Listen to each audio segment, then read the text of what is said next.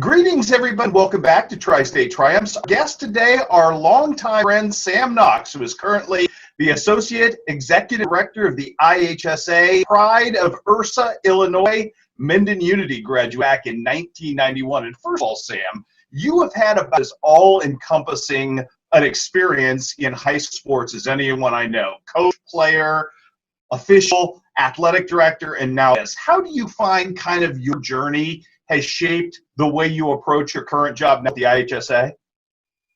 Yeah, I tell people I've done almost everything except drive a bus and be a custodian. But even sometimes as an athletic director, you're pressed into those services. But I've loved sports and the high school sports setting ever since I was a little guy growing up in Ursa. And, we'd play sports in our yard and our driveway. And we had, it seemed like the community gathering spot for my friends and my brother's friends. And there were some days we'd end up playing football, basketball, and baseball, or some combination in one day in the summer. But just going to Unity High School and having such a positive experience there as a Mustang, and the sports we played with the coaches we played for, just really built that love of the high school sports scene to me. And then went to college, pursued my teaching and coaching degrees from Illinois College. I was fortunate to go right back to Unity right after college and taught and coached there for 10 years. But then somewhere along the way, started taking classes at Western Illinois University to earn my administrative certificate, and really fell in love with the athletic directing side. And I knew that I could use that at a larger high school somewhere to just be a large school athletic director. So that was my next goal. And we moved to Lincoln in 2005 to become the AD there. Our twins, Adam and Emily, were only 1 year old, and our youngest, Andy, was not even one yet. And we moved 2.5 hours away from home and family and friends to a town where we literally knew nobody. And thinking back, I wonder, what were we doing to do that with 3 little ones? But it worked out well. And then along the way, over the years at Lincoln, hosting a variety of postseason tournaments, regionals and sectionals, and being on some various IHSA committees and helping look at the big picture of high school sports in Illinois, really intrigued me about one day possibly joining the staff here at the IHSA. And then 4 years ago, that opportunity presented itself, and here we are today. A guy from Ursa, and obviously you bring a unique and probably needed perspective to the IHSA. How much of small town, rural growing up has kind of influenced the way you view kind of everything that comes through the prism? Oh, every day. We've got such a diverse state. And by diverse, I don't focus on religion or race or ethnicity. I mean, school-wise, we are so diverse. We've got the little bitty schools of under 100 enrollment, and we've got the great big schools of, above 4,000 enrollment and everything in between. So I do try to focus on the big picture of high school sports, but come at it from the small school perspective as well, knowing that the background I have from Unity High School has allowed me to meet so many great people around the state who love to do what we all love to do, is support high school kids in their pursuit in their high school sports. But I think every day about my experiences in Ursa and Unity, and I certainly hope that helps me be a better person here to not only serve the smaller schools, but the big schools as well. How much do you find, and obviously as you move through life, the lessons not only from your parents, but from like Gary Brickman, how often do you hear that resonate in the back of your head, Sam? I have a list in my head of my favorite people in the world. And of course, my parents are on that list, my wife, Marcia, and our kids, my brother, Seth, and his family, my Aunt Marcia Cornwell, who is probably on a lot of people's favorite lists of people in the world, my close friends, Craig Cram and Chris Gordon and their families. But also on my list of favorite people are the people you just mentioned, Gary Brickman, Dean Woodruff, and Van Wilson. Was so fortunate to play for them at Unity, and we had some fun times, some really good teams back in the late 80s and early 90s, and did some things back then that had never been done in school history, and still have a lot of pride in that fact. Played with some great teammates and friends that we still get together and talk about those stories today. But just being around Brick and Woody and Van, not only as a player, but lucky me, I got to go right back to Unity and teach and coach alongside Brick and Woody for a few years. Was an assistant to both of them when we had some pretty good teams back in the mid to late 90s there. And then Van had moved on to Brown County by the time I started teaching and coaching at Unity. So we never directly taught and coached together, but we became really good friends and close through umpiring baseball games together. And one of my favorite nights of the year is always the opening night of the MVIT, where I go back and usually officiate a game.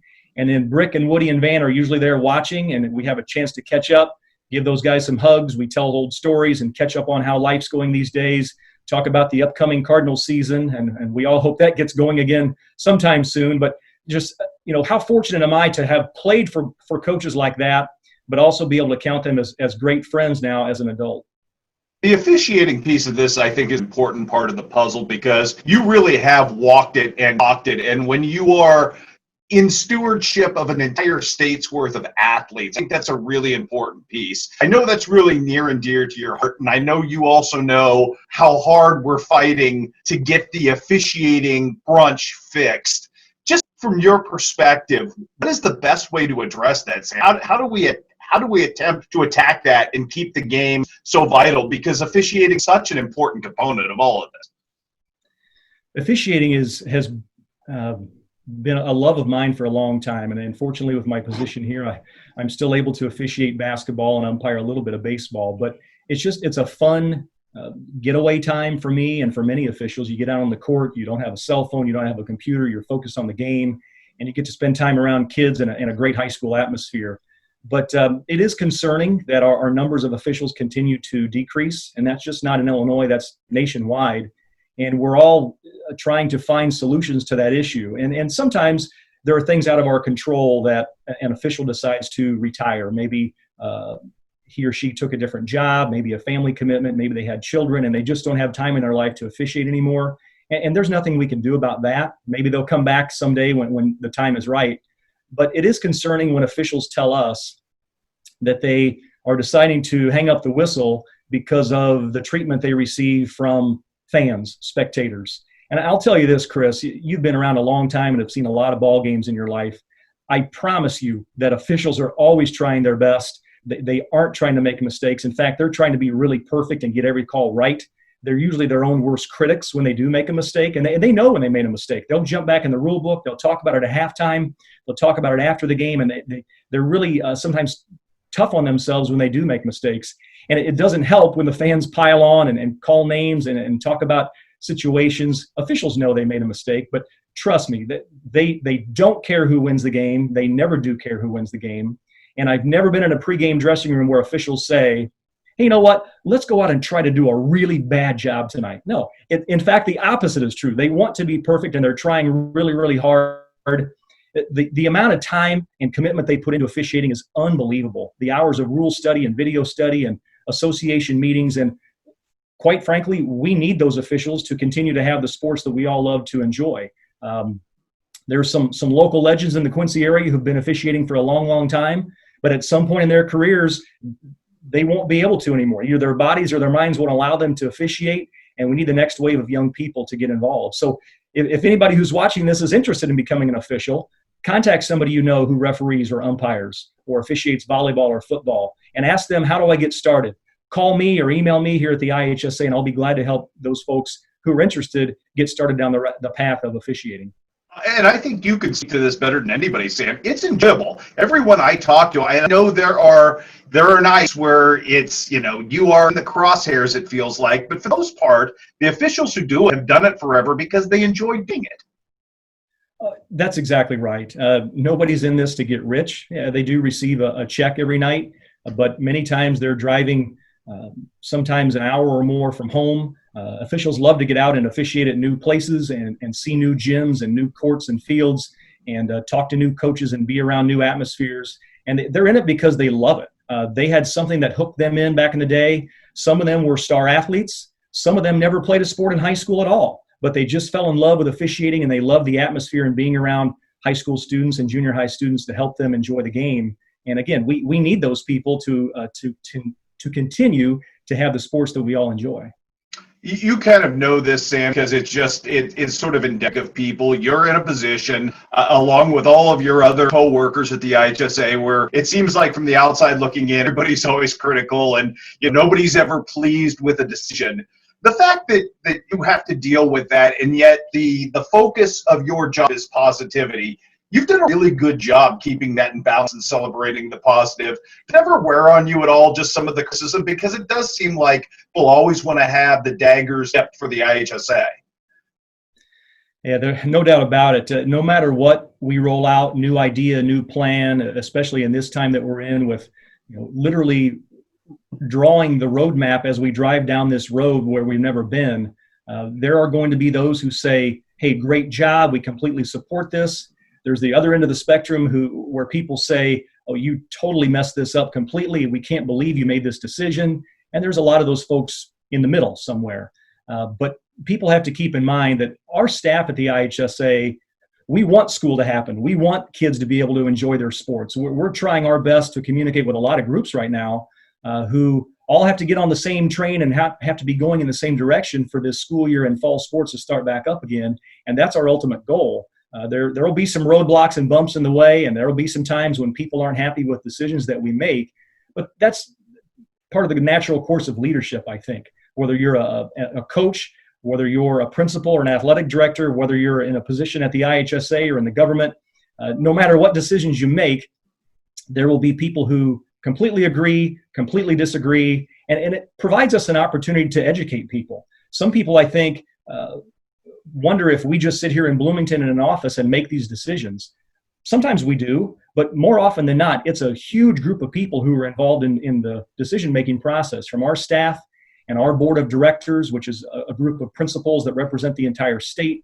We have advisory committees for our various sports. We have an officials advisory committee. We have government connections with different groups in Springfield that we rely on to help give us their opinions as well. So it's not just us sitting here in Bloomington making these decisions.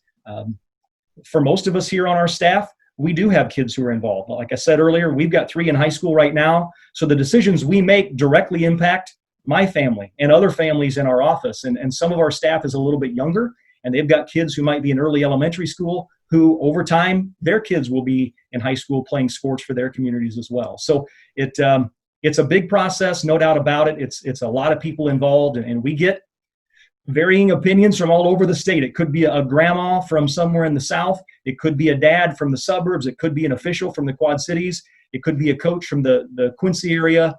We hear it all the time, and that's part of it. Emails, phone calls are happening frequently, and we get a lot of homegrown advice. And sometimes you realize, hey, this person has a really good idea.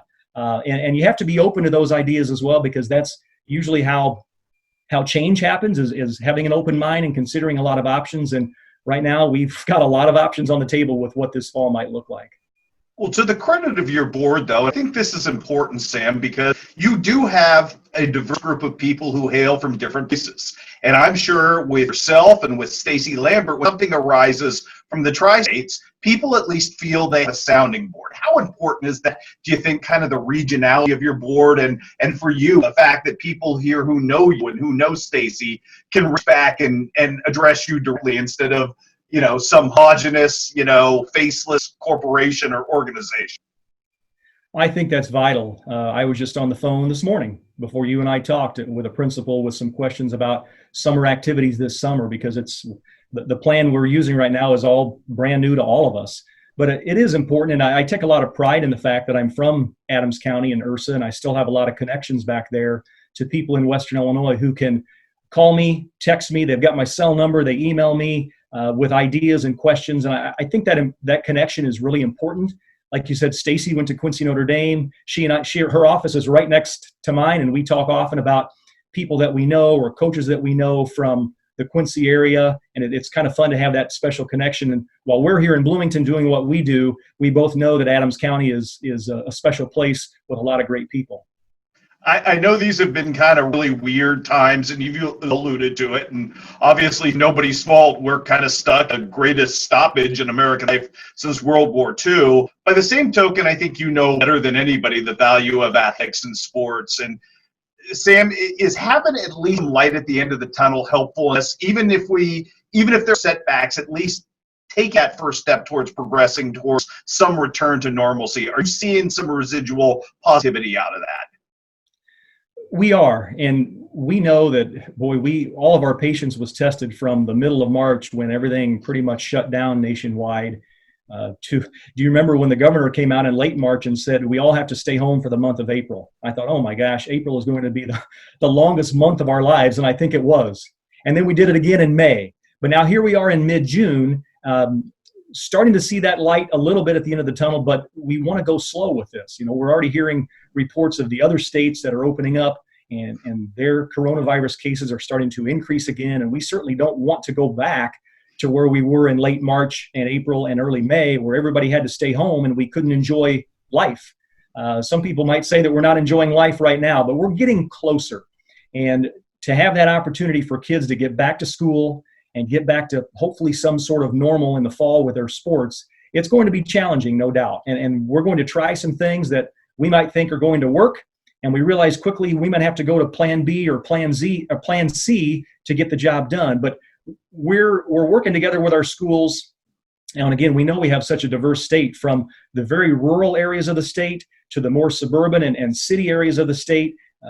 We have a challenge ahead of us, but we're not afraid to tackle that challenge, again, using a lot of different input and guidance from people all over the state.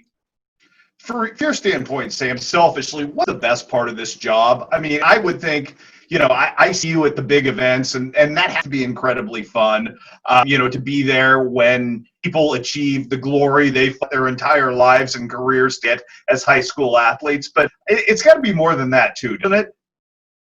It is, and no doubt about it. We love planning for, preparing for, and being at the state finals, the crowning moments of those kids' careers, whether it's soccer, wrestling, football, basketball, you name it. That's really the fun part of this role. But I get some joy too in the day-to-day educational piece when a parent calls you up and says, hey, can you walk me through the eligibility process? Can you talk to me about some transfer options? What if we do this? Will our son or daughter be able to play? Will he or she be eligible at the new school? What does this certain bylaw mean? Sometimes we get calls from principals and coaches who want to know specifically, how does this bylaw in your handbook affect our school? Because here's what we're wanting to do. So still being a teacher and a coach to some degree in an educational athletics background really gives me some daily satisfaction to help people on the local level solve their problem in their family or their school, while also keeping an eye on the big picture, because we have to keep an eye on everything from Quincy to Danville and Chicago to Cairo and everything in between. That's our responsibility, but it's really satisfying to help that person who calls up and help them answer their question and solve their situation. So much of your success, Sam, has been being a problem solver, whether it goes all the way back to your football and basketball days and baseball days way back in the day, to being a coach, being an athletic director, and now here. What's the most applicable lesson that you've learned about being adaptive and being able to handle the punches that are thrown you? Because obviously you get thrown a lot of punches in your job now.